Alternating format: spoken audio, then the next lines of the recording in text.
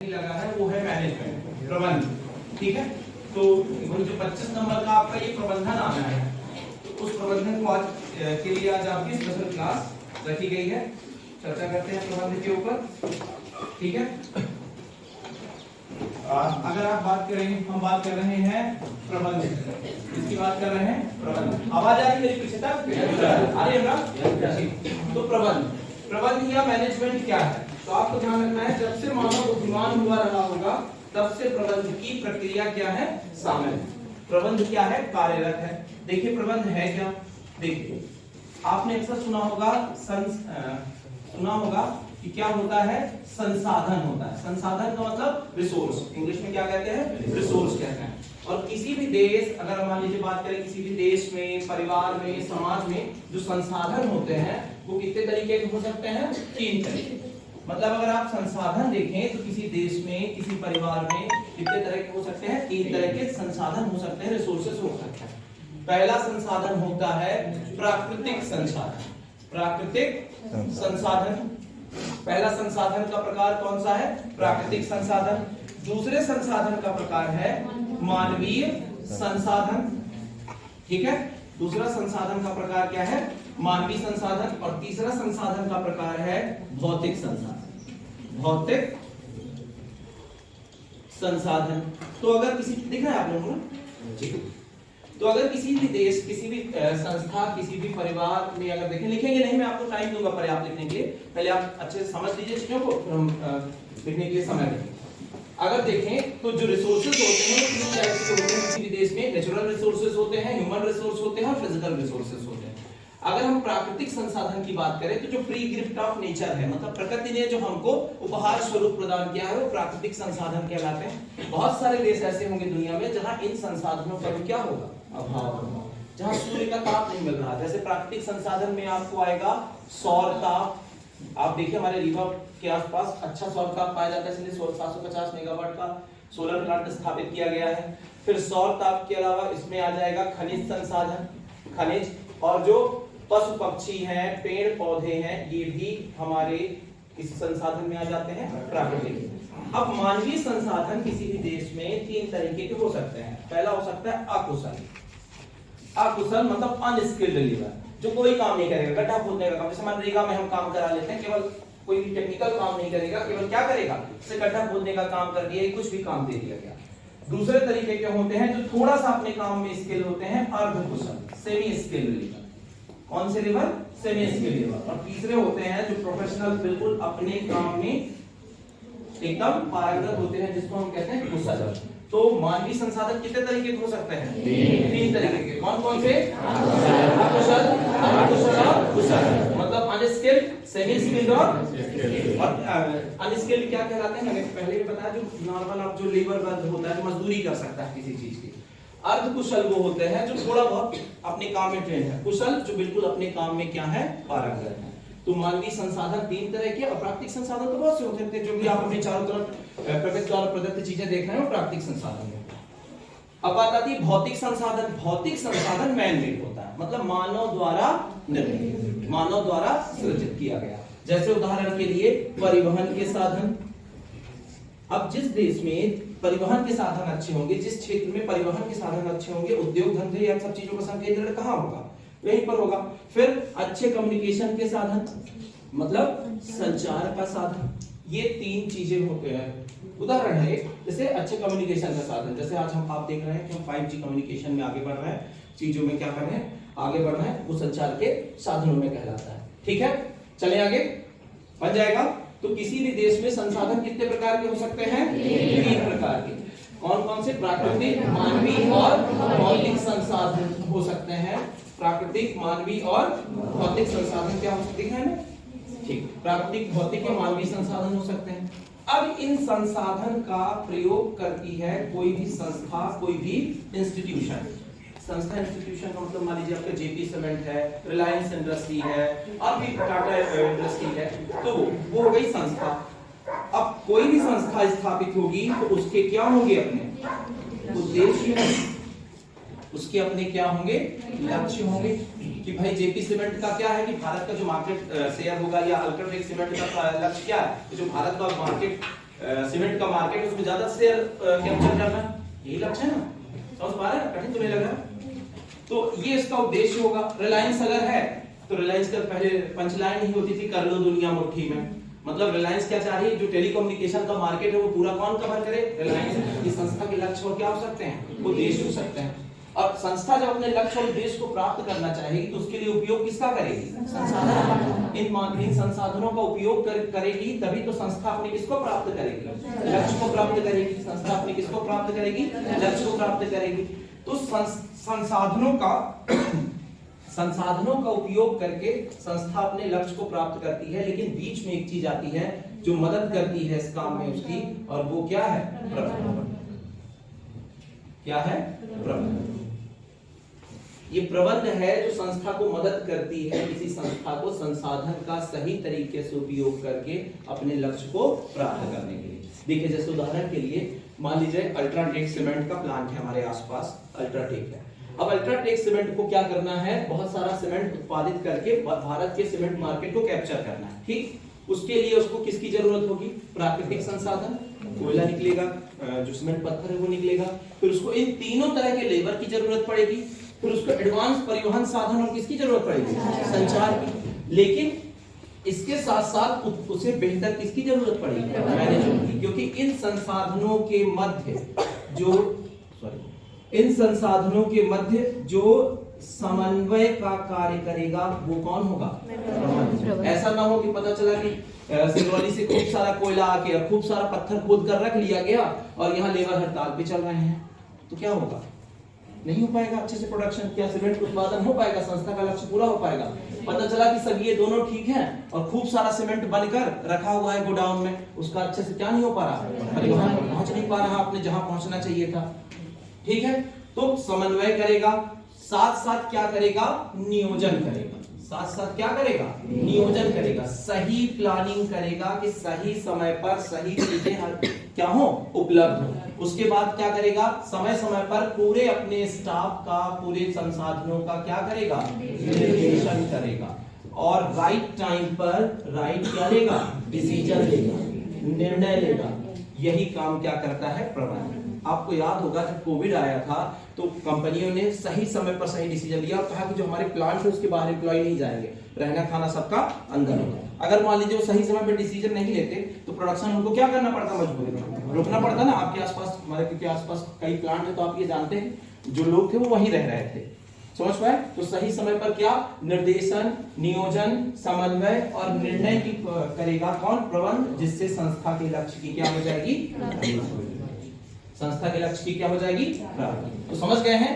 प्रबंध का मतलब होता है उपलब्ध संसाधनों का बेहतर तरीके से प्रयोग, सही समय पर उनका आपस में समन्वय स्थापित करना, राइट टाइम पे राइट डिसीजन लेना, प्लानिंग करना और डायरेक्शन करना, सही समय पर क्या लेना? निर्देश, ठीक। और इसके साथ साथ हर यूनिट पर नियंत्रण भी रखना। हर यूनिट पर क्या रखना? नियंत्रण भी रखना। ऐसा नहीं कि पता चला जरूरत से ज्यादा प्रोडक्शन कर दिया, अगर मान लीजिए जरूरत से ज्यादा अल्ट्राटेक सीमेंट बना दे तो रखेंगे कहां? और मार्केट में बेचने के लिए भी नहीं जा पाएगी तो रखेंगे कहां? गोडाउन कहां है? तो अनावश्यक कॉस्ट ऑफ प्रोडक्शन बढ़ेगा कि नहीं? वेयर हाउस में उसको रखना पड़ेगा। तो नियंत्रण भी क्या है? जरूरी। तो ये प्रबंधन का क्या है? काम। समझ पाए हैं? तो जितने भी रिसोर्सेज हैं, जैसे परिवार में, किसी भी परिवार में देखिए यही संसाधन होते हैं और क्या करने की कोशिश करता है कोई व्यक्ति? बताएं? समन्वय स्थापित करता है, सही डिसीजन लेता है, प्लानिंग बनाता है और अपने लक्ष्य को या अपने उद्देश्य को क्या कर लेता है? एकदम समझ गए हैं? किसी प्रश्न जो नहीं समझ में आया हो थोड़ा सा लिखा देते हैं, फिर इसको बनाइएगा, ठीक।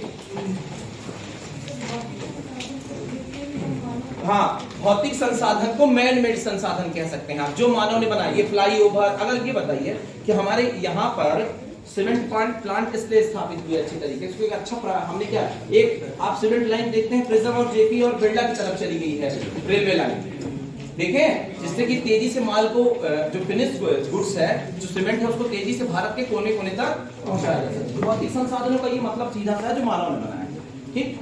लिखे प्रबंध, इसको नहीं बनाइएगा, इसके बाद बनाइएगा, तब आप बात को समझ पाएंगे। लिखे प्रबंध का अर्थ उपलब्ध संसाधनों का, प्रबंध का अर्थ उपलब्ध संसाधनों का प्रबंध का अर्थ उपलब्ध संसाधनों का, प्रबंध का अर्थ उपलब्ध संसाधनों का दक्षतापूर्वक प्रयोग,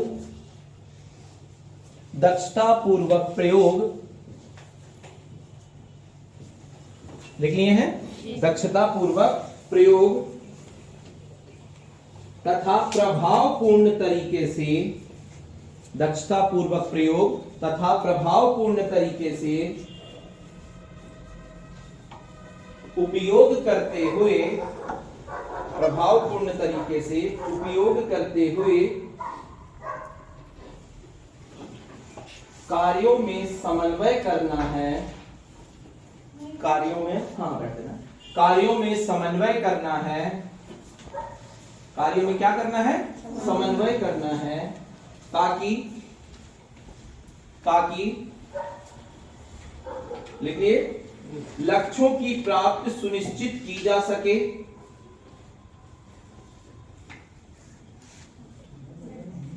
ताकि लक्ष्यों की प्राप्ति सुनिश्चित की जा सके, लक्ष्यों की प्राप्ति सुनिश्चित की जा सके।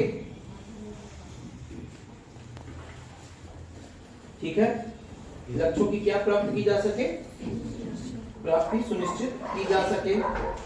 ठीक है, दूसरे शब्दों में, दूसरे शब्दों में, दूसरे शब्दों में प्रबंध, दूसरे शब्दों में प्रबंध एक उपक्रम के निर्धारित लक्ष्यों की प्राप्ति हेतु, प्रबंध एक उपक्रम, उपक्रम मतलब कोई भी एंटरप्राइजेस, उपक्रम ये लिखा हुआ, कोई भी एंटरप्राइजेस, कोई भी संस्था, प्रबंध क्या लिखा आपने, एक उपक्रम के निर्धारित लक्ष्यों की प्राप्ति हेतु नियोजन, संगठन, नियोजन, संगठन, निर्देशन व नियंत्रण द्वारा, व नियंत्रण द्वारा, हाँ, नियोजन, निर्देशन व नियंत्रण द्वारा मानवीय, भौतिक, प्राकृतिक, मानवीय, भौतिक, प्राकृतिक, कौन कौन से, मानवीय, भौतिक, प्राकृतिक संसाधनों के समन्वय, संसाधनों के समन्वय व सदुपयोग से संबंध रखता है। ठीक है, समन्वय से क्या रखता है, सदुपयोग से रखता है। ठीक, अक्सर आप देखते हैं हम जो IIM वगैरह में आजकल भगवान राम को पढ़ाया जाने लगा है। क्यों पढ़ाया जा रहा है कि राम एक अच्छे प्रबंधक भी हैं, राम के पास संसाधन सीमित हैं, पर उन सीमित संसाधनों ने किसको हरा दिया, त्रिलोक विजयी रावण। संसाधन अधिक होना है कम होना नहीं, सबसे महत्वपूर्ण है उसका क्या होना, प्रबंधन, सही समय पर सही डिसीजन लेना। आप पांडवों और कौरवों में देखिए संसाधन किसके पास थे, कौरवों के पास, लेकिन संसाधन का अभाव किसके पास था, पांडवों के पास। लेकिन उन्होंने सही समय पर क्या लिया, पूरा प्लानिंग, किस व्यक्ति को कौन मारेगा, किसकी क्या कमजोरी है, किसे कैसे मारा जाएगा, ये पूरा किया। तो प्रबंध का काम ही होता है इन उपलब्ध अपने संसाधनों का सबसे बेहतर तरीके से। राम की सेना में अगर मानव के नाम पे देखें तो 2 ही लोग हैं, लेकिन उन सब का प्रयोग करके उन्होंने क्या किया, बताइए, बताने की जरूरत नहीं। तो ये प्रबंध था, ये क्या था उनका, मैनेजमेंट था, प्रबंध था, यही समन्वय। कभी कभी तो राम की सेना में एक ताकतवर भी लोग हैं, बहुत ताकतवर, पर उन्होंने सभी की शक्तियों का सही समय पर क्या किया, समन्वय स्थापित किया, जो जहां जरूरी था उस व्यक्ति का वहां उपयोग किया। ठीक, इसको बना लीजिए, ये काम प्रबंध का होता है, इसको बना सकते हैं। कोऑर्डिनेट करना आपस में, देखिए आपके पास प्रोडक्शन टीम भी होगी, मार्केटिंग टीम भी होगी, HR टीम भी होगी, और सबको आपस में क्या करना, बांध के रखना, आपस में सबको जोड़ के रखना। यहाँ निकल जाइए, यहाँ बैठ जाइए, आपस में सबको क्या करना, कोऑर्डिनेट करना। अच्छा ऊपर लिखिए, ठीक, तो क्या करना, आपस में जोड़ना, क्योंकि एक संस्था में चपरासी की भी जरूरत है और चेयरमैन की भी जरूरत है। तो सबको आपस में क्या करना है, जोड़ के रखना है। क्या आपके स्कूल, मान लीजिए आप स्कूल के प्रिंसिपल हैं, लिखते रहिए और सुनते रहिए। मान लीजिए आप स्कूल के प्रिंसिपल हैं, तो आपसे प्यून भी मिलने आ रहा है, एजुकेटेड टीचर भी मिलने आ रहा है, ड्राइवर भी मिलने आ रहा है, लेकिन आपका मैनेजमेंट होगा जो अब आप सबको क्या करेंगे, मैनेज करेंगे। आपके तरीके अलग अलग होंगे जिससे सभी संस्था के कर्मचारी बंधे रहें। ठीक, बन जाएगा? बना लीजिए इसको, चित्र बनाएंगे। तो जो आपने लिखा है वो इस चित्र में बना हुआ है। जो आपने इतना डेफिनेशन और थ्योरी पूरी लिखी वो इस चित्र में क्या है, अंकित है पूरा। सरल तरीके से फ्लो चार्ट से आप समझ सकते हैं प्रबंध है क्या।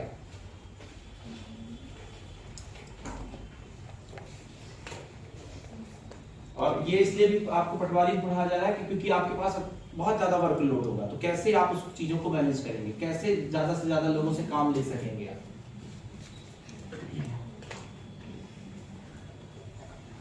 जल्दी नोट करें। हाँ, मैं किनारे पे जाता हूँ, आप नोट कर लीजिए जल्दी से।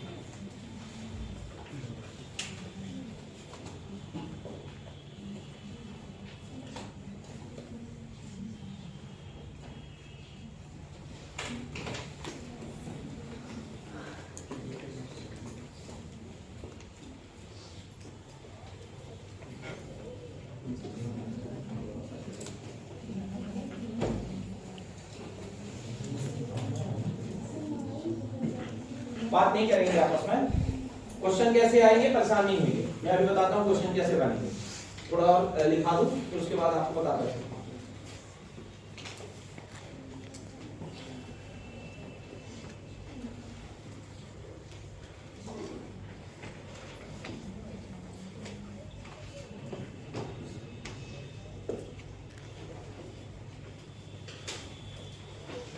ठीक, देखिए जल्दी नोट करें।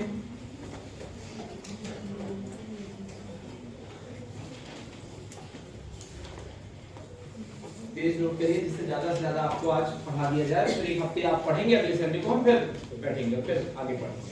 और इस बीच आपको पीडीएफ भी उपलब्ध करा दिए जाएंगे। और इस टॉपिक से, जैसे मैंने प्रबंध पढ़ाया, आगे निर्णय पढ़ाऊंगा, ऑर्गेनाइजेशन पढ़ाऊंगा, तो उससे बनने वाले क्वेश्चन भी उपलब्ध करा दिए जाएंगे। तो आप घर पे उसकी प्रैक्टिस भी कर लेंगे। एक बार आपने थ्योरी पढ़ी, सेट लगा लिया क्वेश्चन। जल्दी नोट करिए, हो गया। अब देखिए, अब आपके एग्जाम का जो नेचर है उसमें क्या होता है कि जैसे प्रबंध के कई प्रबंध शास्त्री होंगे, कई प्रबंध विशेषज्ञ होंगे जिन्होंने क्या किया होगा, प्रबंध से जुड़े हुए सिद्धांत दिए होंगे। तो आपके में आपके एग्जाम के हिसाब से एक कोटेशन देगा, परिभाषा देगा और पूछेगा ये किसने कहा।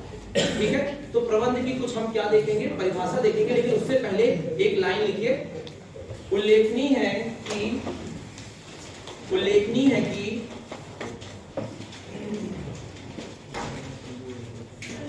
हाँ, प्रबंध के बारे में यह सर्वाधिक उल्लेखनीय है कि प्रबंध के बारे में यह सर्वाधिक प्रसिद्ध उक्ति, ये प्रबंध के बारे में यह सर्वाधिक प्रसिद्ध उक्ति मान सकते हैं, कथन, कुछ भी कह सकते हैं। प्रबंध के बारे में सर्वाधिक प्रसिद्ध उक्ति कथन है कि प्रबंध अन्य लोगों से कार्य कराने की कला है। अन्य लोगों से कार्य कराने की कला है। अन्य लोगों से कार्य कराने की कला है। ठीक, पहला क्वेश्चन आपसे बनेगा, इतना जो हमने लिखा, पहला क्वेश्चन आपसे बनेगा कि आजकल, क्वेश्चन कैसे बनेगा, थ्योरी से क्वेश्चन कैसे बनते हैं। आजकल स्कूलों, हॉस्पिटल, अन्य संस्थानों में जिस चीज की सबसे ज्यादा जरूरत महसूस की जा रही है वो निम्नलिखित में से क्या है।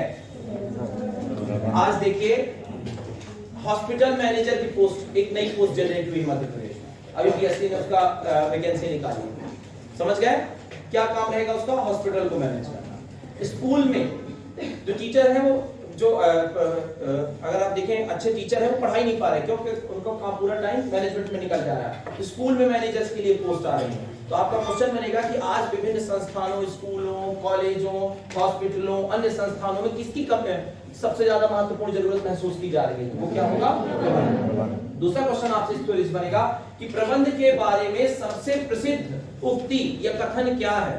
तो वो है कि प्रबंध अन्य लोगों से कार्य कराने की कला है। आप देखिए कभी कभी ऐसा होता है कि घर का कोई व्यक्ति या मम्मी या पापा कोई भी हो सकता है जो दूसरों से, घर के सभी कर्मचारी से बहुत अच्छा काम ले लेते हैं, और कुछ व्यक्ति होता है उसकी हर बात पे मारपीट हो जाएगी, लड़ाई झगड़ा हो जाएगा, टकराव हो जाता है। तो उसके अंदर किसकी कमी हो सकती है? प्रबंध की। और प्रबंध की कमी का मतलब इंजीनियर की कमी। और सबसे महत्वपूर्ण ये है समन्वय स्थापित कर पा रहा व्यक्ति। समझ पाए? चलिए आगे लिखिए परिभाषाएं। ये परिभाषा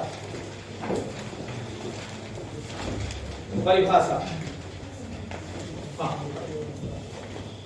परिभाषा अब मैं ऊपर ही लिखूंगा, परेशान नहीं हुए दिखेगा सबको। परिभाषा क्या है? तो जब आप प्रबंध पढ़ते हैं तो कुछ महत्वपूर्ण प्रबंध शास्त्री रहे हैं उनको पढ़ते हैं, उन्हीं की डेफिनेशन आती है। तो करिए FW टेलर के अनुसार, FW टेलर के अनुसार, किसके अनुसार प्रबंध? FW टेलर के अनुसार। सरल है, परेशान हो मैं आपको क्लास में ही रटाऊंगा जिससे आपको यही बन जाए, घर कुछ नहीं करना है, यही रटाऊंगा। FW टेलर के अनुसार इन्वर्टेड कॉमा में लिखिए प्रबंध यह जानने की कला है कि, प्रबंध यह जानने की कला है कि, प्रबंध यह जानने की कला है कि आप क्या करना चाहते हैं, आप क्या करना चाहते हैं। प्रबंध यह जानने की कला है कि आप क्या करना चाहते हैं, और तत्पश्चात, तत्पश्चात मतलब उसके बाद, और तत्पश्चात यह देखना कि, और तत्पश्चात यह देखना कि कार्य सर्वोत्तम एवं तत्पश्चात यह देखना कि कार्य सर्वोत्तम एवं सर्वाधिक मितव्ययी, मितव्ययी को इकोनॉमिकल कहते हैं, इकोनॉमिक तरीके से कैसे हो जाए इकोनॉमिकल, ठीक है, सर्वाधिक, और यह देखना कि कार्य सर्वोत्तम एवं सर्वाधिक मितव्ययी विधि से किया जाता है, विधि से किया जाता है। सर्वाधिक के बाद मितव्ययी विधि से किया जाता है। बगल से भी देख लेना है दोस्ती, ऐसे ही एक दूसरे से आत्मान प्रधान करना है ज्ञान, ठीक है। देखिए आप स्मार्ट वर्क करना है, आपको ये पकड़ना है, आपको वहां डेफिनेशन तो लिखनी नहीं है पटवारी के एग्जाम में, ये ग्रुप 2 के एग्जाम में आपको सीधे पकड़ना है कि मितव्ययिता की बात किसने की है? FW। की पॉइंट पकड़ना है, उसी को आप अंडरलाइन कर लीजिए, और आपको जहां भी कोई डेफिनेशन आएगी और उसमें मितव्ययी शब्द आएगा तो सीधे आपको FW टेलर नहीं करना। समझ पाए जी? हाँ, समझ गए क्या मैंने बताया कि मितव्ययी जहां सब नहीं, मैटर अलग होगा कंटेंट अलग है अभी। हाँ आंसर यही होगा। तो आपने पूरी डेफिनेशन पढ़ी, उसका की पॉइंट क्या पकड़ेंगे? मितव्ययी, मितव्ययी आएगा सीधे FW। पूरी डेफिनेशन रखने की जरूरत नहीं है क्योंकि आप MBA नहीं कर रहे हैं या MPhil नहीं कर रहे हैं कि आपको रिटन एग्जाम देना, आपको टिक करना है। समझ पाए? इकोनॉमिकल मतलब कंजूस और मितव्ययिता में अंतर है, जहां जरूरत पड़े वहां पैसा खर्च करे और अनावश्यक पैसे खर्च ना करे, अनावश्यक रूप से पैसे ना खर्च करे, सही एकदम मध्यम मान, जिसको बुद्ध ने क्या बुलाया है कहीं ना कहीं मध्यम, वो ना मैक्सिमम ना मिनिमम, ऑप्टिमम की स्थिति, तो क्या कहता है? मितव्ययी, सबसे बेस्ट मध्यम मान होता है किसी चीज का। समझ गए? आगे चलिए, अब दूसरे हैं हेनरी फेयोल के अनुसार, हेनरी फेयोल के अनुसार, ठीक, हेनरी फेयोल लिखें, हेनरी नहीं समझ आ रहा क्या? हेनरी फेयोल के अनुसार लिखिए प्रबंध का आशय पूर्वानुमान लगाना या पूर्वानुमान करना, प्रबंध का आशय पूर्वानुमान करना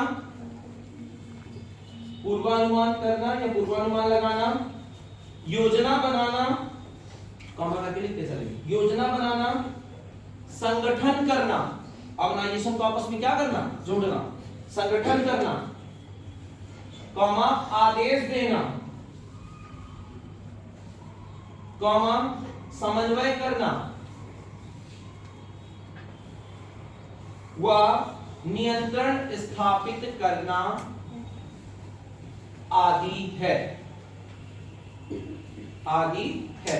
इस सब का मतलब मैं पढ़ा ही चुका हूं आपको, अभी बता ही दिया जब मैंने क्लासेस स्टार्ट की थी। समन्वय करना, आदेश देना, नियंत्रण करना। अब आपको की पॉइंट क्या पकड़ना है कि समन्वय, निर्देश, आदेश ये सब किसने कहा है, जबकि पिता बेटा याद रहेगा। अगर ये याद रहा तो काम चल जाना है, इतने से हम पढ़ जाएंगे पटवारी और सरसर उसमें एक अपनी भी पोस्ट होगी, ठीक। और इच्छा भी मेरी रिवर्स खूब सिलेक्शन, इसके आधे से भी ज्यादा दीवा के बच्चे ही, हमारे दीवा के बच्चे उठाए इसका सिलेक्शन, ठीक।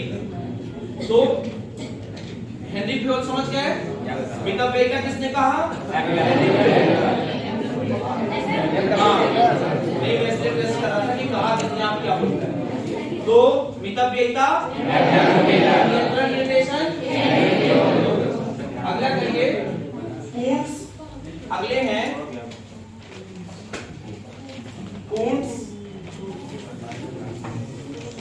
हाँ ये लिखेगा पूर्ण और जा है वो, और ओडोनल के अनुसार, ओडोनल के अनुसार, इनके अनुसार, इनका भी पूछा गया। एक सर पिछले एग्जाम में भी पूछा गया, जो मैनेजमेंट के अभी पेपर हुए थे कुछ एग्जामों में पूछा गया था, तो इनकी डेफिनेशन आई है, ठीक। लिखिए औपचारिक, थोड़ा इंग्लिश में बता दीजिए। औपचारिक लिखें, औपचारिक वर्गों में जो छूटेगा मैं बात बताऊंगा। औपचारिक वर्गों में लिखिए, औपचारिक वर्गों में संगठित व्यक्तियों के द्वारा, लिखो मैं बता, औपचारिक वर्गों में संगठित, औपचारिक वर्गों में संगठित व्यक्तियों के द्वारा, औपचारिक वर्गों में संगठित व्यक्तियों के द्वारा उनके साथ मिलकर कार्य करने की कला, उनके साथ मिलकर कार्य करने की कला, उनके साथ मिलकर कार्य करने की कला प्रबंध है।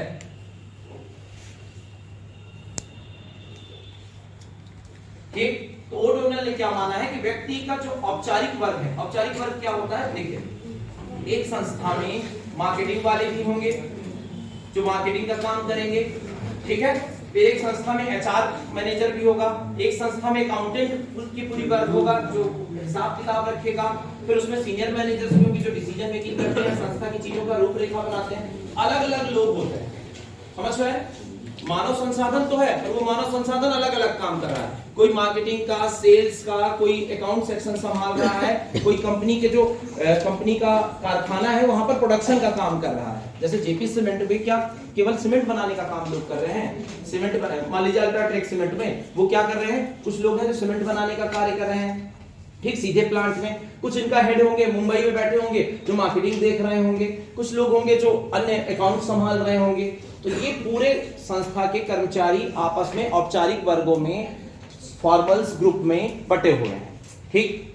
अब ये इन ग्रुपों में अलग अलग लोग बटे हुए हैं, इनको साथ लाकर एक साथ किसी काम में जोड़ना, काम लेना, इनसे क्या लेना, काम लेना, क्या कहलाता है, प्रबंधन। तो औपचारिक वर्ग जहां आएगा तो आप क्या उत्तर करेंगे, ओडोनल। अगर मितव्ययी आएगा तो, और नियंत्रण निर्देशन बन जाएगा। अगर बन जाएगा तो इतने कल्याण हो जाना, क्योंकि यही कोटेशन ज्यादा आती है। एक और लिखाएंगे उसके बाद नहीं लिखाएंगे, कुछ दिक्कत है। अगला करिए पीटर एफ ड्रकर के अनुसार, Peter F Drucker, Peter F Drucker के अनुसार। फिर मैं मैनेजमेंट आपको एक कहानी के माध्यम से बताता हूं, इंटरेस्टिंग कहानी है। पीटर एफ ड्रकर के अनुसार, पीटर एफ ड्रकर के अनुसार, ठीक, लास्ट है, प्रबंध एक बहुउद्देशीय तंत्र है, बहुउद्देशीय जो कई सारे उद्देश्यों को एक साथ पूरा करे। प्रबंध एक बहुउद्देशीय तंत्र है जो व्यवसाय का प्रबंधन करता है। प्रबंध एक बहुउद्देशीय तंत्र है जो व्यवसाय का प्रबंधन करता है, जो व्यवसाय का क्या करता है, प्रबंधन करता है। ठीक, प्रबंधकों का प्रबंध करता है, प्रबंधकों का प्रबंध करता है। जो मैनेजर्स होंगे उनका भी मैनेजमेंट होगा, उनको भी मैनेज करेगा। प्रबंधकों का प्रबंध करता है, देखिए, तथा श्रमिकों के कार्य का प्रबंध करता है, तथा श्रमिकों के कार्य का क्या करता है, प्रबंध करता है। ठीक, बन जाएगा, बताएं। अब ये कोटेशन में प्रबंध है क्या, मैं आपको एक कहानी से बताता हूं। जो पहली कोटेशन मैंने लिखाई है मितव्ययिता वाली, वो एक कोई पढ़ दीजिए। कौन पढ़ेगा? कोई एक पढ़ दे। हाँ, तेज स्पीड से पढ़ना है। हाँ, कोई भी पढ़। हाँ, पढ़ो। डब्ल्यू टेलर के अनुसार प्रबंध यह जानने की कला है कि आप क्या करना चाहते हैं और तत्पश्चात यह देखना कि कार्य सर्वोत्तम एवं सर्वाधिक मितव्ययी विधि से किया जाता है। देखिए, पहले तो ये जानना कि आप क्या करना चाहते हैं, ये प्रबंध है, और फिर वो सर्वोत्तम विधि से कैसे किया जा सकता है, ये प्रबंध है। हर जगह प्रबंध है, पर सर्वोत्तम विधि प्रबंध मानी जाएगी। जैसे उदाहरण के लिए एक परिवार में क्या हुआ, एक कहानी सुनिए, प्रबंध कैसे समझना है। एक परिवार में क्या हुआ, 11 महीने का राशन था। कितने महीने का? 11 महीने का राशन। तो परिवार के सदस्यों ने तय किया कि ऐसा करते हैं कि पहले 1 महीने उपवास रखते हैं, उसके बाद आराम से हम लोग क्या करेंगे, भोजन करेंगे। ठीक, आराम से खाएंगे पिएंगे। तो 1 महीने वो क्या करते हैं, उपवास रखते हैं। 25वें दिन परिवार के कुछ सदस्यों की क्या हो जाती है, मृत्यु हो जाती है। क्या उनका ये प्रबंध सही था?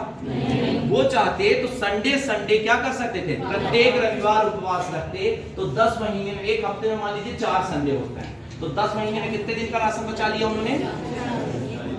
कितने दिन का? ठीक, और 11वां और मतलब 15 दिन का, कहीं ना कहीं 14-15 दिन का राशन, 45 दिन का लगभग राशन बचा लिया। तो 1 महीने का तो बचा लिया, 14-15 दिन को उन्होंने मेहमानों के लिए भी बचा लेते ना। अगर ऐसा करते तो बताइए, पहला तरीका मैनेजमेंट तो दोनों जगह था, पर कौन सा सर्वोत्तम विधि थी? सेकेंड वन, संडे क्या रखना, ये मैनेजमेंट है। समझ पाए? Management is art of know what you want to do in best cheapest way. जो सबसे बेस्ट और चीपेस्ट वे होगा वो मैनेजमेंट कहलाएगा। समझ पाए? चलिए आगे चलते हैं। समझ गए? असल में है क्या, भारत में जो दर्शन है वो कहानियों के माध्यम से बताया गया है। तो मैनेजमेंट भी आपको कैसे सीखना है, बीच में और सुनाऊंगा, अभी आगे लिखते हैं। प्रबंध के लक्षण अथवा विशेषताएं, प्रबंध के लक्षण अथवा विशेषताएं, क्योंकि कुछ चीजें थ्योरी से क्वेश्चन बनेंगे। अच्छा, अब एक बार प्रैक्टिस कर लेते हैं पूरे डेफिनेशन की। प्रबंध की लक्षण में विशेषता, पोस्ट और पी लिखिए, और पी का मतलब लिखिए योजना बनाना, मतलब प्लानिंग। इंग्लिश जरूर लिखेंगे, प्लानिंग। ठीक, प्लानिंग। और फिर ओ का मतलब है ऑर्गेनाइजिंग, मतलब संगठित करना। क्या करना? संगठित करना। क्या करना? संगठित करना। ठीक, तो पहला क्या हो जाएगा, पी का मतलब योजना बनाना, फिर ओ का मतलब, फिर एस का मतलब स्टाफिंग, मतलब नियुक्तियां, स्टाफिंग, नियुक्तियां। ठीक, कर्मचारियों की क्या की जाएंगी, नियुक्तियां की जाएंगी। फिर डी से डायरेक्शन, मतलब निर्देशन। डी से क्या, निर्देशन। डी से निर्देशन, डायरेक्शन लिखना है ना, इंग्लिश जरूर लिखिएगा तो फुल फॉर्म पूछेगा। फिर उसके बाद सीओ साथ में होगा, और इसका होगा कोऑर्डिनेशन, समन्वय। फिर क्या होगा, समन्वय। और आर का मतलब होगा रिपोर्टिंग। आर का मतलब रिपोर्टिंग, मतलब प्रतिवेदन। और उसके बाद होगा बी, और बी का मतलब होगा बजटिंग, बजट। क्या तैयार करना, बजट तैयार करना।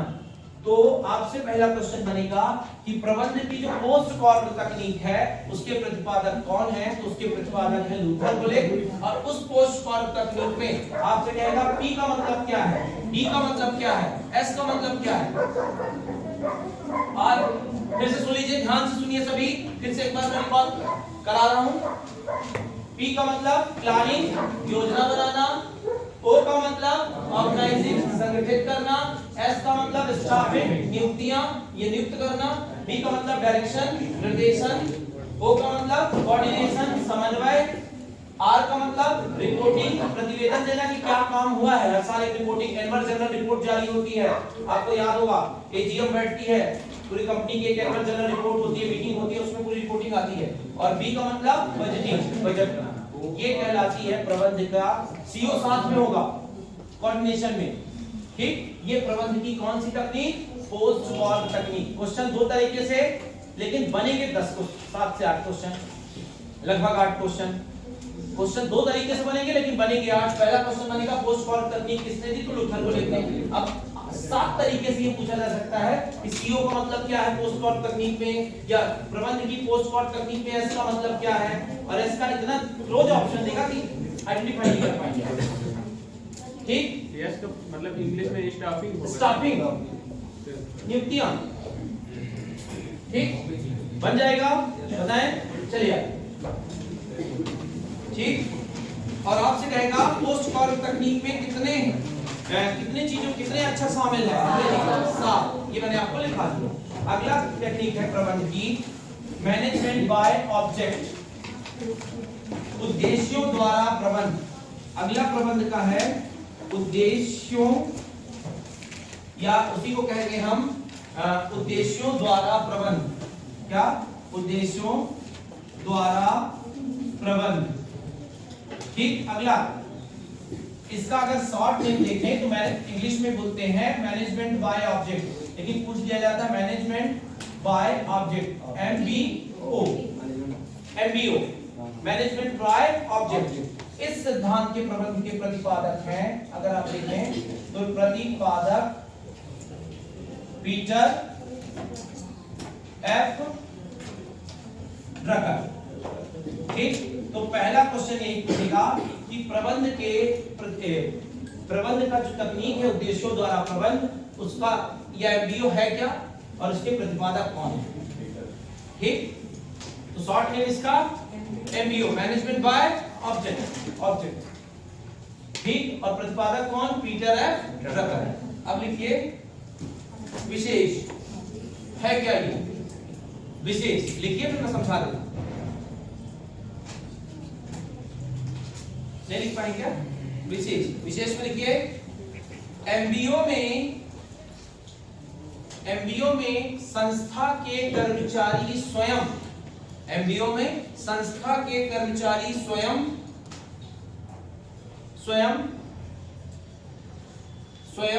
संस्था के कर्मचारी स्वयं लक्ष्य निर्धारण में भाग लेते हैं, लक्ष्य निर्धारण में भाग लेते हैं। मतलब ये कि संस्था के सभी कर्मचारी खुद मिलकर आने वाला जो फाइनेंशियल ईयर है, वित्तीय वर्ष है, उसमें क्या अचीवमेंट हम लेंगे, क्या क्या संस्था में कितना काम करेंगे कि भाई सीमेंट प्लांट है तो इतने 1000 मीट्रिक टन, कितना सीमेंट इस साल बनाएंगे, ये सब लक्ष्य। क्या हमारे सेल्स के लक्ष्य होंगे, क्या हमारे अन्य चीजों के लक्ष्य होंगे, क्या हमारे सीएसआर होंगे, कॉर्पोरेट सोशल रिस्पांसिबिलिटी क्या होंगी, ये सब तय करेंगे बैठकर, ठीक है। पूरे मैनेजमेंट के लोग ये बैठकर क्या करेंगे, उस लक्ष्य का निर्धारण करेंगे, ठीक है। इससे फायदा ये होता है कि जब कर्मचारियों ने स्वयं लक्ष्य निर्धारित किया तो वो ज्यादा सहभागी प्रबंध। अगली मैनेजमेंट की विचारधारा है पार्टिसिपेटिव मैनेजमेंट, सहभागी प्रबंध, ठीक। कौन सा प्रबंध? सहभागी प्रबंध। इसका प्रतिपादक है पीटर से, हालांकि एग्जैक्ट नाम नहीं मिलता, पर प्रतिपादक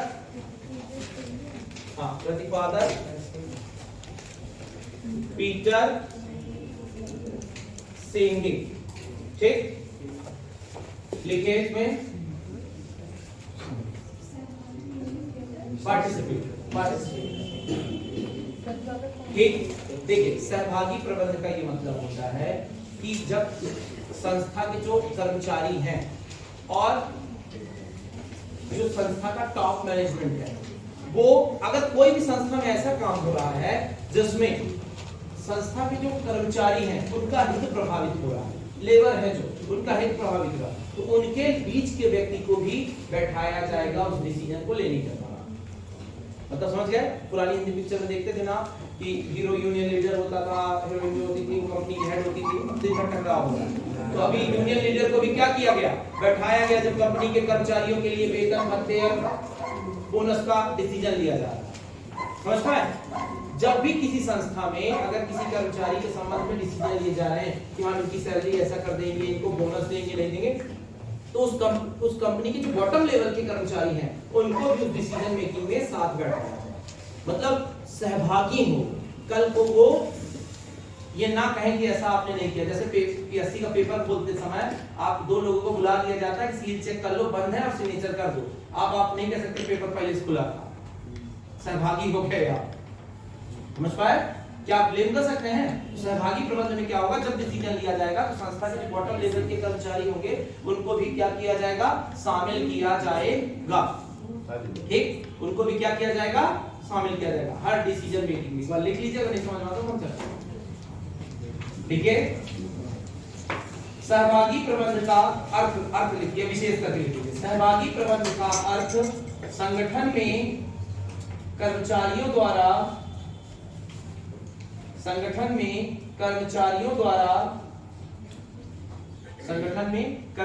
द्वारा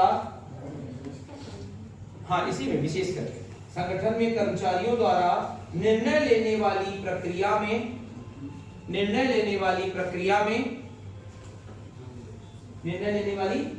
में उस सीमा तक भाग लेना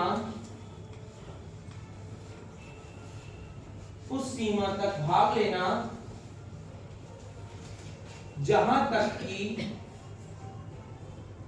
उनके हित प्रभावित हो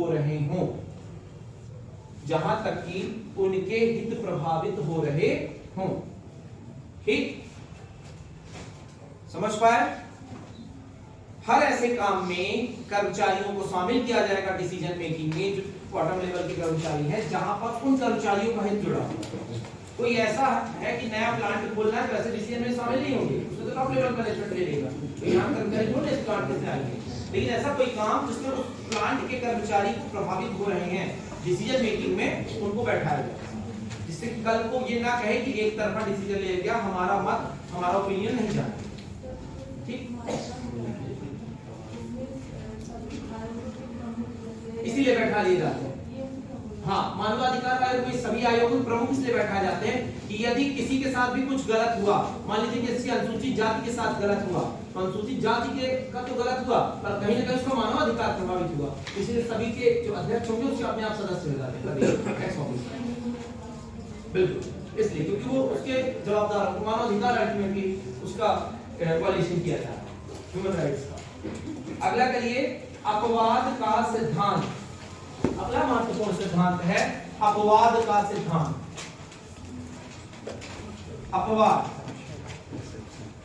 अपवाद का सिद्धांत,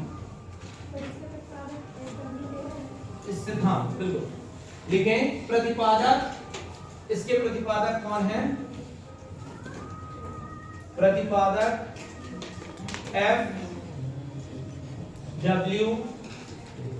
टेलर, वैज्ञानिक प्रबंध के जनक भी माने जाते हैं F.W. टेलर। मैं भी पढ़ाऊंगा भी उनकी व्यक्तिगत विचारधारा को, लेकिन देखिए ये कहते हैं कि जो संस्था का टॉप लेवल मैनेजमेंट है या संस्था के जो प्रबंधन है, अपने अधीनस्थ के दिन प्रतिदिन के काम में रोज रोज हस्तक्षेप ना करें। जो हमारे मैनेजर्स हैं वो अपने सबऑर्डिनेट्स के, अपने अधीनस्थ के रोज रोज के कामों में, जो डेली वर्क है उनके, रोज रोज हस्तक्षेप ना करें। अगर रोज रोज हस्तक्षेप करेंगे, रोज रोज उनको बात बताएंगे, रोज रोज करेंगे, तो वो व्यक्ति ढंग से काम नहीं करेगा, उसे रोज की आदत पड़ जाएगी। समझ पाए? कभी कभी अपवाद स्वरूप काम में हस्तक्षेप करें, जिससे कि वो व्यक्ति का डर बना रहे, उस मैनेजर का क्या बना रहे? सम्मान बना रहे, डर बना रहे, और उसके कारण जिस दिन भी हस्तक्षेप करेगा वो बेहतर तरीके से काम करेगा। घर में कोई एक व्यक्ति होता है जो रोज रोज किसी को नहीं डांटता, लेकिन जिस दिन डांटता है बहुत तरीके से डांट देता है और वो व्यक्ति सुधर ही जाता है। और कुछ व्यक्ति होते हैं जो रोज आपको टोक रहे होते हैं, आप कहां सुधरते हैं? ये अपवाद का सिद्धांत, जिससे कि संस्था का लक्ष्य प्राप्त हो। संस्था में रोज मैनेजर्स को अपने सबऑर्डिनेट्स के डेली रूटीन के कामों में आपने लक्ष्य बनाकर दे दिया, अब वो काम करें, रोज रोज उनके काम में इंटरफेयर ना करें। ये सिद्धांत इनका व्यक्तिगत मानना है, इस तरीके से मैनेजमेंट हो सकता है। आप माने या ना माने, किसी संस्था में उसको लागू करे ना करे, पर ये इनकी व्यक्तिगत विचारधारा, क्योंकि हम इनकी विचारधारा को पढ़ रहे हैं, एक सिद्धांत पढ़ रहे हैं। लिखा है, लिखिए। विशेष प्रबंधकों को अपने अधीनस्थ कर्मचारियों के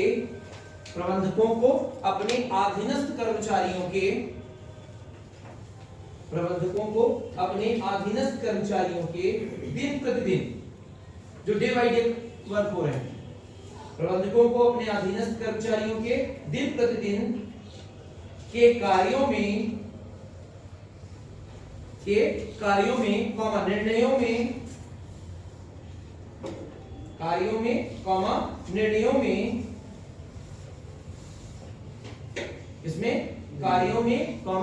निर्णयों में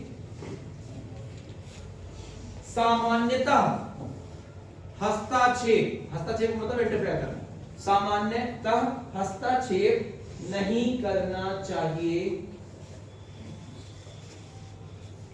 केवल अपवादजनक दशाओं में, मतलब जब जरूरत पड़े, केवल अपवादजनक दशाओं में हस्तक्षेप करना चाहिए।